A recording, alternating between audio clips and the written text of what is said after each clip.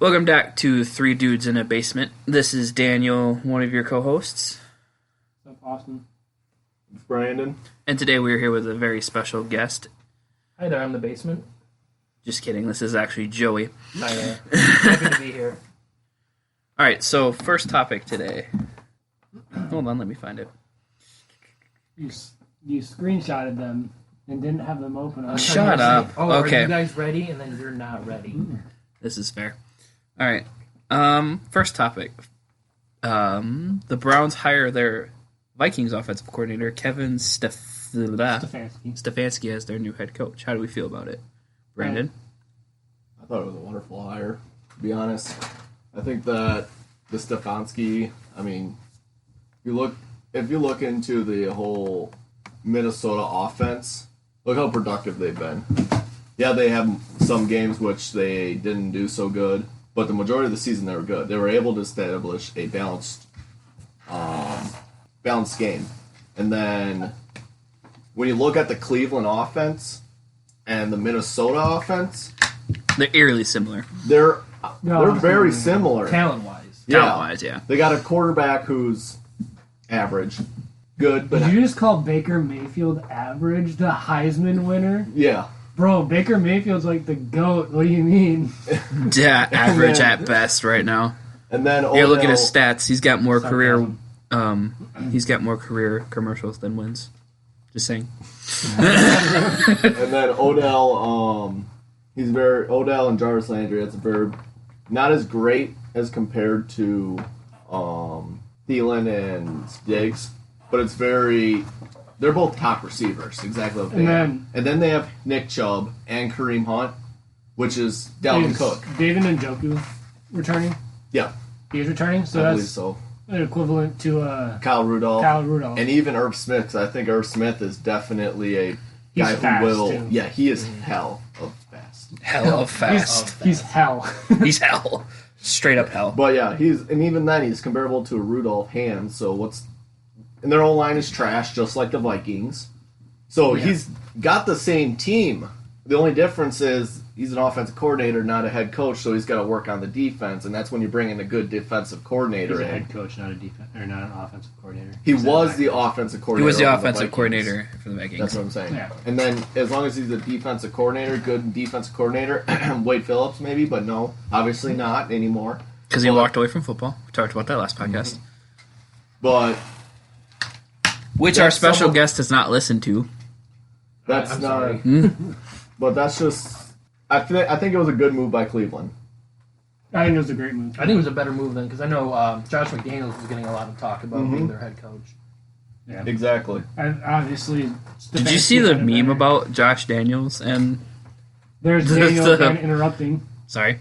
Did you see the meme about Stefanski and Daniels where it was like, we're famous for like choking away wins or making it to the playoffs and choke, and they're like, shit, you're hired. Where like Josh Daniels was like, oh, I have all this coaching experience and all these wins and da-da-da-da, and they're like, eh. I thought it was funny. He didn't do too well with the Broncos. I think they won 8 in a row, and then they lost 8 straight, and he got fired. Josh McDaniels. Josh McDaniels. Yep. Oh, I didn't even know he was at the Broncos. He was the head coach of the Broncos. That's when they had Tebow. Oh. Tebow time. All right, so we agree that it is a good hire. I second that motion. I would say it's a good enough hire for the team, but he needs to be. I just don't know if he's a head coach yet. As long as he can get like the play calling down, because I know that was something Exactly. Freddie Kitchens never really. Yeah. You and I have talked about this Yeah. extensively. Like scheme wise, it's like Freddie Kitchens was a good coordinator, not a head coach. Isn't he a defensive coordinator? Offense. He was He was offensive offensive coordinator? coordinator. yeah. Well, who was their interim head coach the year before? Wasn't it? It was pretty. Greg Williams. Greg Williams. I thought he should have taken over as head coach. Yeah, I was shocked that they took Freddie. And there was Honestly. a big slap in the face with if you were Greg Williams. I mean, you interim head coach, and then your offense coordinator after the season turns out to be head coach, and you just got kicked to the curb. Especially since Greg Williams turned around the Hugh Jackson era. They almost got to the playoffs with him. Huge. The Super Bowl. Okay. All right. Next topic. Or Joe, do you have anything to chime in on this one? The topic you're about to talk about? The topic that I just talked about. He already did. Yeah, He put in his piece. Okay. So I've had this one on the list for quite a while. If you're an NFL GM, which position do you build around in football? Kicker. I was going to say long snapper. The most important part of the football team. Very, very, very true. We got to knock those long snaps down.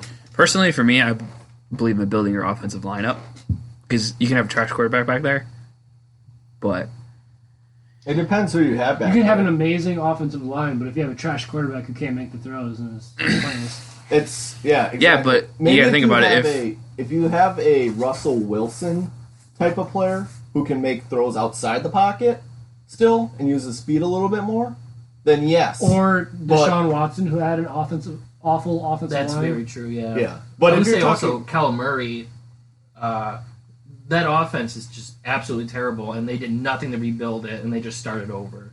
Exactly. Yeah. And they were maybe not as bad as they were last year, but they should have given I Josh. didn't watch that awful. much. They should have given Josh Rosen more of a chance because nobody could succeed behind that offensive line in Arizona. yeah. Yeah, I feel bad for Josh Rosen personally because I think he had a good season considering how bad that team was structured. You had a defensive coach as your head coach, Which makes no sense whatsoever. Who was their head coach again? Wilkes. Oh, yeah, that's right. he got fired after like 10 months or something. Yeah. First season he got fired, I forgot. Yeah, he got. But Yeah. I'd probably build around running back or quarterback. Why running back?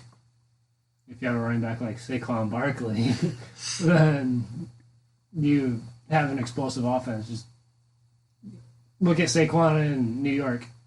Not a very good offensive line, not a great quarterback, but still puts up. Yeah, but did that Amazing. equal wins, though? I don't remember. What was the Giants' record? Like 3? But Saquon was injured for 4 wins, quite I a while. think. wasn't 4 he? or 5 wins. Yeah, he got injured for like 2 games, 3 games.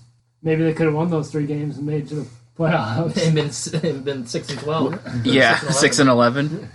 Hey, Or no, they would wouldn't- have got him in the playoffs if they beat the Eagles. Exactly. 6 and Anybody 10 could have won probably. the Honestly, NFC East. But I think Yes. the best position, accordingly, if I was GM, I'd build around it be quarterback. Simply because, so you're like every NFL GM around there, basically. it's just, you need a guy at the helm who's a leader. Simple as that. And Guy who which can- guy every single snap is in charge of the offense. The quarterback, Exactly. So if you can, The offensive he can audible coordinator. to a run, and the offensive coordinator. but you can audible to a run and have your running back if he sees it or pass. It's just blatantly. I think the guy at the helm should be the quarterback, and you should build around him. Yeah. Joey, most important position to build around in football. I'm going to have to agree and say quarterback, just based off the fact that he's the most important part of the offense. He covers the ball every play, whether it's a handoff So or... does the center. Yeah, but the center's not the one throwing it. I would say offensive line, but if we're just talking about one single position, I would say quarterback. I just want to point out, none of us said defense when we all know the thing. When 2 of us here played defense in high school, When Who? Austin and I. I played defense Oh yeah, you played defense too. Yeah. You also played quarterback for like I- a year. for like a year. Running back, quarterback, I could see you receiver. being a catcher, Yeah? not a receiver. Yeah, you want to go out back? PG. We tried. We tried Oh. very hard. Catch. I don't know what you guys are talking about. I mean, it's 11:30, but whatever. I got a spotlighting garage. Yeah, we could just put up some studio lights. You guys will be fine. But I just think it's odd that none of us said defense, even though defense wins championships. Okay, but if you were, offense brings in tickets. if you're, on defense, though, what's the most important position? I was Is just it- about to say that. Yeah. What would you build around on defense? Middle linebacker. Middle linebacker. Because they're the captain of the defense, same as I would say They're quarterback they're is like the Although- quarterback of the defense. Although you could make a strong argument about a D-back of your choosing. Yeah, like Jamal Adams. Mm-hmm. I would build around him. Safety. Safety is a big part because you can put a safety in this day in the league. You could I bring would a s- safety down to a linebacker and use him there.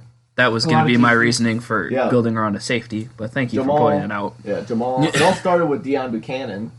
Mark Barron. And look Mark at what he Barron. did. Look at how well Deion Buchanan did. Well, now he's like 48 years old, so Deion Buchanan? he's like 30. Okay, I was gonna say he's late 20s Or early 30s. Deion Jones for Atlanta. very true. Yeah, very true. If he can stay Deion healthy. Jones.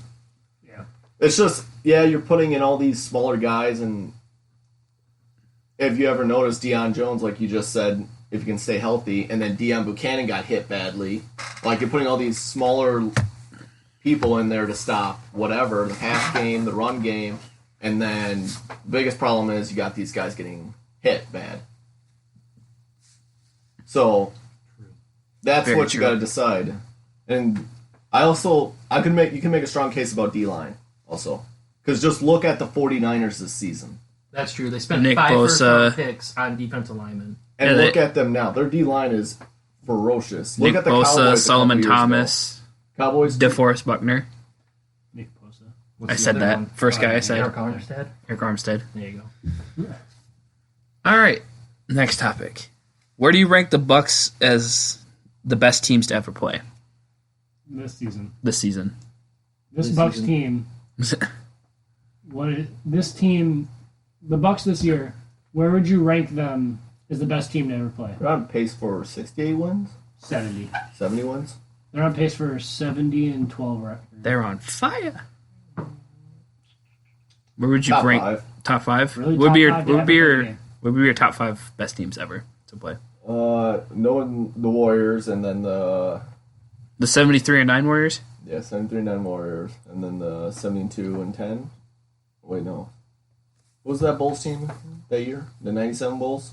72-10, yeah. Because So the them- record was previously 72-10. I would put the Lakers era also up there. I think that Lakers era with is Kobe, Paul Gasol, and Shaq. And Yeah. Ron Back Artest. before Pau Gasol was like 40 years old. But yeah, I would put them higher He looked than 40 years old at 21. He did. Speaking of Lakers who look like they're old, how about that Alex Caruso guy, whatever the hell his name is, where he's like 25, balding and yeah. he's 25. What's wrong with balding at 25? You're balding at 19, so you're defending him. Hey, man, that's like all genetic right there. That's kind of... That's true. That's true. I'm sorry. I took a shot at you, Austin. Okay.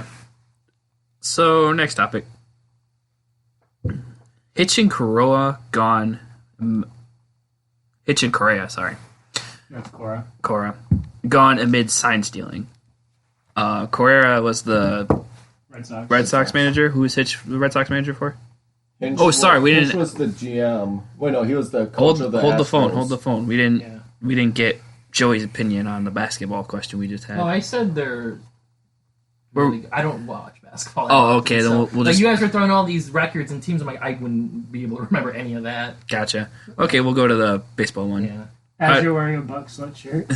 I forgot about that. He knows enough basketball to get Yeah, by, I've been all there right? at one game. Yeah, with me. I watched one NBA game. I know enough I to like get. college. I know enough to get by. Kinda. Okay. Hitcher Correa getting gone from. He's Correa? gone from Boston, He's gone from Boston. Cora. so they Cora? signed him, and they're like, never mind. No, he was Cora- on there since 2018. Okay. Cora and the Red Sox mutually agreed to split up because of the Hinch and who was their GM or manager's name? Mick something, I thought. Because the GM and the manager of the Astros got fired shortly after they were suspended for the sign stealing. Mm-hmm. And they Didn't like mentioned- Mike Fires like snitch on them or something about it? He didn't snitch. He publicly just said on Twitter that, yeah, we sign stealed. Not snitching, totally. But he's like, he admits that, yeah, they did it. I mean, there's a lot of athletes coming out there, mostly Dodgers people, claiming that they knew about it, but they never said anything. I think they're only saying that just because, you know, it's out now. Didn't Like the Yankees. CC Sabathia now says that he believes that the Red Sox were cheating in the World Series. didn't